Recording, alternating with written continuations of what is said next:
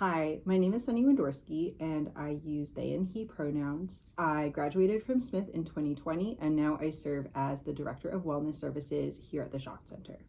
So my role as Director of Wellness means I basically get to focus on the public health aspect of things at the college. I get to do training and outreach about topics like harm reduction, healthy relationships, mental health, sex ed, so much more. And another important part of my job is being involved with the amnesty process.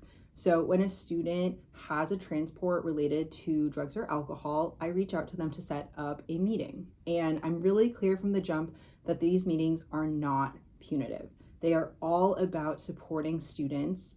I'm a social worker by training, so I really approach this work with curiosity and not from a place of judgment.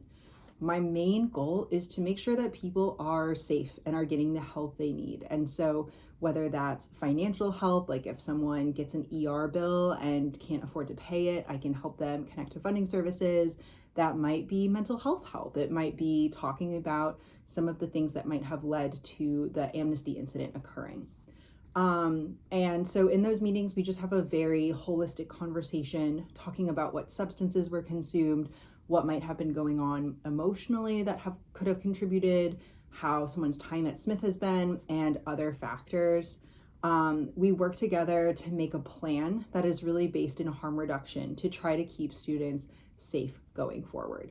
And it's really also important to know that these meetings are confidential. So this isn't something where I'm going to meet with you and then I'm going to run and tell other students or professors or staff about the contents of these meetings. These meetings are really for you, and even if other staff were to ask me like what you talked about, or even if I met with you, if you have an amnesty meeting, I can't disclose that.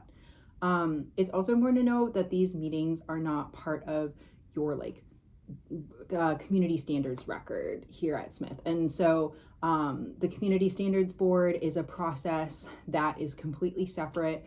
Sometimes when you're applying to jobs or grad school, they might ask if you've ever had like a conduct board violation. That's kind of what we call community standards here. And you can honestly say if you've had an amnesty meeting, no, you haven't had a conduct violation or anything like that at school.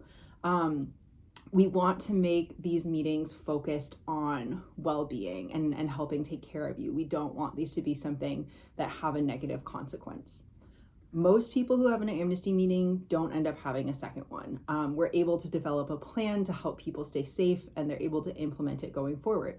But if someone does need a second amnesty meeting, we'd have a very similar conversation. Just the only difference would be we might talk about if it makes sense to bring in support. So if we're seeing that someone's having two meetings, that might be a sign that there's bigger things going on in their life. They might benefit from a little extra support. So whether that's a parent or guardian, a partner, a mentor, at that second meeting, it might be important to talk about whether we should make a phone call and help you get connected. Again, this isn't really about punishing someone. It's just that we want to make sure the student is getting support and that the community is like really wrapping around them.